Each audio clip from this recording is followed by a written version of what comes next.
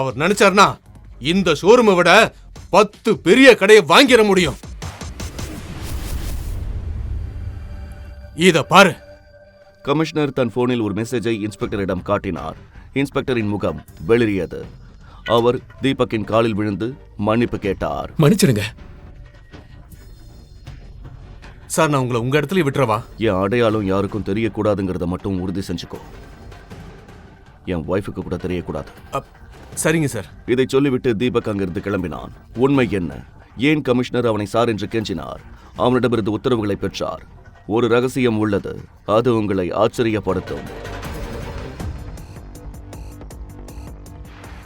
ஒரு கார் வந்து நின்றது.